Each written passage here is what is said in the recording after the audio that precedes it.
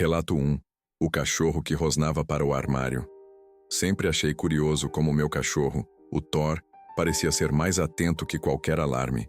Ele dormia tranquilo na sala, mas se algo diferente acontecia, mesmo em silêncio absoluto, ele levantava de imediato. No início eu ria e dizia que era exagero, instinto de proteção, até a noite em que percebi que ele não estava apenas reagindo ao que existia, mas ao que eu não conseguia ver.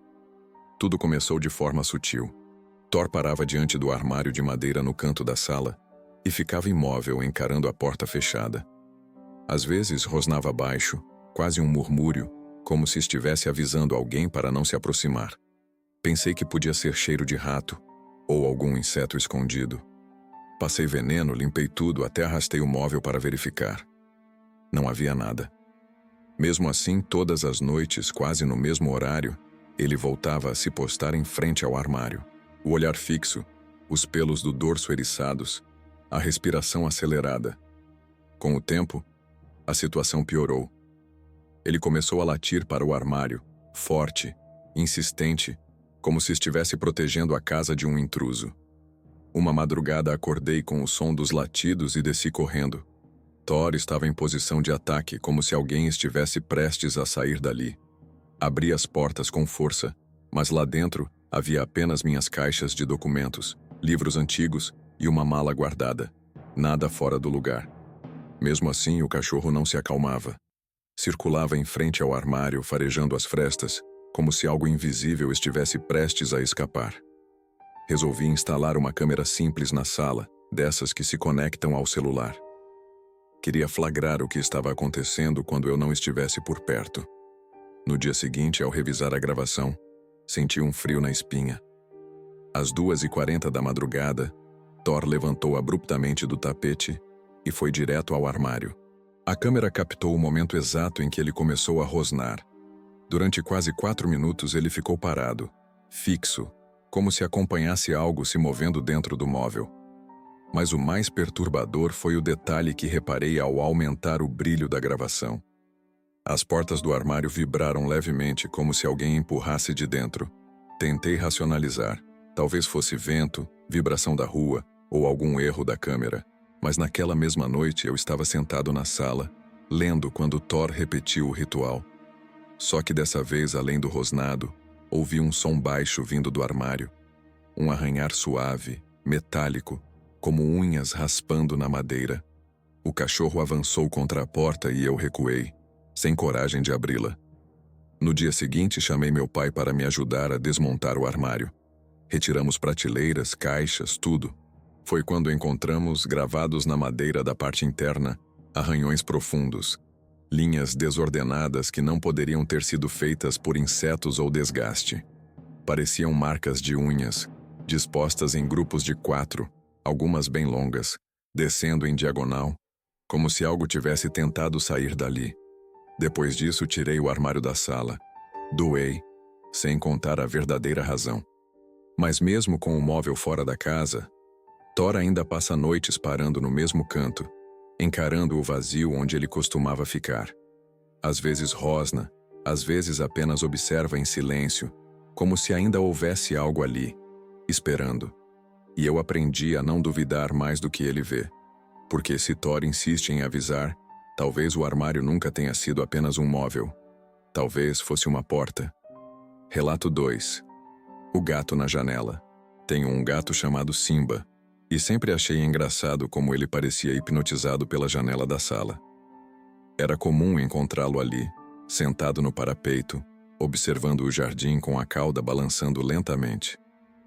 No começo, achei que fosse apenas instinto caçador, talvez observando pássaros ou insetos. Mas logo percebi que havia algo errado. Ele sempre fixava o olhar no mesmo ponto, no fundo do quintal, perto da cerca.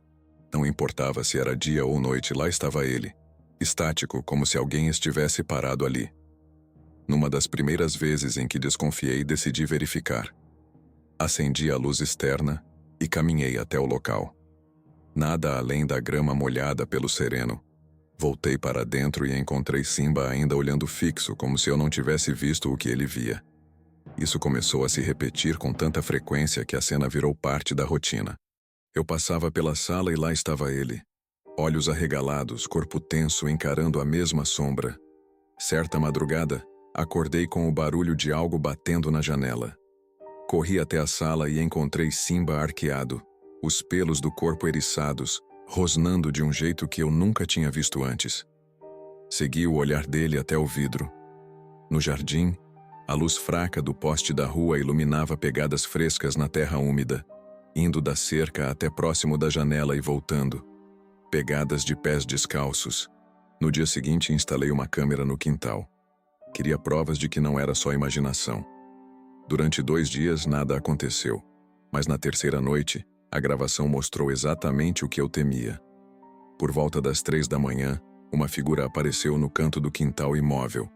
A pessoa, porque não havia dúvida de que era alguém, ficou parada por quase 15 minutos, apenas olhando na direção da janela. Simba não desgrudava os olhos dela do lado de dentro. A câmera captou até o momento em que a figura se aproximou alguns passos, parou e depois recuou de volta para a escuridão. Levei as imagens para a polícia, que prometeu rondar a área, mas nunca encontraram ninguém. Coloquei trancas extras, movimentei refletores, instalei sensores de movimento. Mesmo assim, Simba continua a vigiar o mesmo ponto do jardim, todas as noites. E às vezes, mesmo com os refletores acesos, ele reage como se alguém ainda estivesse lá. A diferença é que agora eu não duvido mais. Se antes eu achava exagero, hoje sei que ele tenta me avisar. Porque os animais sentem. Eles percebem presenças que nós insistimos em ignorar. E cada vez que Simba fica na janela, imóvel, encostado no vidro, eu sinto que ele não está apenas olhando para o jardim. Ele está vigiando alguém que ainda não desistiu de voltar. Relato 3. O papagaio que repetia vozes desconhecidas. Cresci em uma casa onde silêncio nunca existia por completo, porque tínhamos um papagaio chamado Nico. Ele falava de tudo, cumprimentava quem passava, imitava o toque do telefone e até reproduzia gargalhadas minhas e da minha irmã. Era divertido, até a noite em que ele começou a repetir algo que ninguém tinha ensinado. Tudo começou numa madrugada comum. Eu estava estudando na sala quando ouvi Nico falar, em tom baixo. Abre a porta. Senti um arrepio imediato. Nunca tínhamos ensinado essa frase a ele, e ninguém em casa usava esse tipo de comando. Fui até a gaiola e o encontrei acordado, penas arrepiadas, os olhos atentos para a porta da cozinha, como se realmente esperasse alguém entrar. Nos dias seguintes, ele passou a repetir frases cada vez mais estranhas. Estou aqui. Olha para mim. Deixa eu entrar. O mais assustador é que sempre fazia isso depois da meia-noite, encarando pontos fixos da casa. A porta, o corredor, a janela. Parecia responder a algo invisível, como se estivesse apenas repetindo uma conversa que já estava acontecendo. Uma noite, decidi gravar. Coloquei o celular perto da gaiola e deixei a câmera ligada enquanto dormia no sofá. Por volta das 3 da manhã, Nico começou a falar de novo. Não vai embora. Fica comigo. Só que dessa vez, havia uma pausa entre as frases. Uma pausa onde se ouvia um sussurro baixo, quase inaudível, como se alguém falasse antes dele repetir. No vídeo dava para ouvir claramente uma voz grave e abafada, que Nico imitava segundos depois. Mostrei a gravação para minha mãe, que ficou pálida. Ela contou que anos atrás, antes de comprarmos a casa, o antigo morador havia morrido sozinho ali, trancado, sem que ninguém percebesse por dias. O boato na vizinhança era de que ele chamava pelos vizinhos na madrugada, pedindo ajuda. Desde então, o papagaio nunca parou. Algumas noites ele grita frases tão intensas que parece brigar com alguém. Outras vezes fica repetindo, me escuta, até amanhecer. Não importa se cobrimos a gaiola, se mudamos ela de lugar, o comportamento é o mesmo. Hoje em dia, quando Nico fala, ninguém mais ri, porque sabemos que ele não está apenas imitando sons aleatórios. Ele está dando voz a algo que nunca deveria ser ouvido. Relato 4. O cão que conduziu o dono. Sempre levei meu cachorro, o Bolt, para passear à noite. Era o único horário em que eu tinha tempo livre, depois do trabalho. Ele era tranquilo, mas naquela noite se comportou de um jeito que nunca vou esquecer. Logo ao sair de casa, percebi que estava inquieto. Puxava a coleira com força, farejava o ar de forma insistente e me arrastava pelas ruas, ignorando o caminho de costume. Achei que fosse apenas energia acumulada, mas a cada esquina ele parecia me guiar para um destino específico.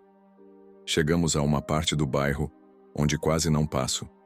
Uma rua estreita, mal iluminada, que terminava em um terreno baldio.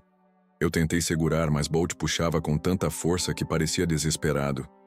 Os pelos do dorso estavam eriçados, a respiração acelerada. Quando finalmente me deixei levar, ele me arrastou até a beira do terreno e parou, encarando a escuridão.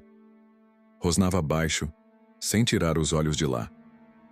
Foi então que ouvi um barulho abafado, como alguém chorando.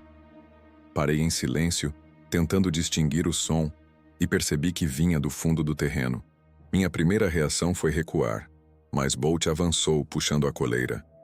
O choro ficou mais claro, entrecortado por pedidos de socorro. Eu hesitei em entrar sozinho, mas a força do cachorro me obrigou a dar alguns passos para dentro. No meio da vegetação baixa, vi uma sombra se mexendo. Acendi a lanterna do celular e iluminei a cena. Uma mulher estava caída, com as roupas sujas de terra e os pulsos amarrados. Ela olhou direto para mim, desesperada. Corri até ela enquanto Bolt latia como se chamasse ajuda. Consegui soltá-la e ela contou entre soluços que havia sido arrastada para ali por um homem que tentava sequestrá-la depois que saiu do ônibus. Ele a deixou amarrada e disse que voltaria. Liguei imediatamente para a polícia. Enquanto esperávamos, Bolt não parava de rosnar para a escuridão do outro lado do terreno, como se soubesse que o homem ainda estava por perto. Poucos minutos depois, vi um vulto se afastando correndo, mas não tive coragem de perseguir. Os policiais chegaram rápido e levaram a mulher em segurança. Naquele dia, entendi que Bolt não apenas me conduziu por instinto. Ele sentiu algo que eu jamais teria notado sozinho. Se não fosse por ele, talvez ninguém tivesse encontrado aquela mulher a tempo. E desde então, cada vez que ele insiste em me puxar para um caminho inesperado, eu sigo. Porque agora sei que quando um animal reage assim, não é apenas um capricho. É um aviso.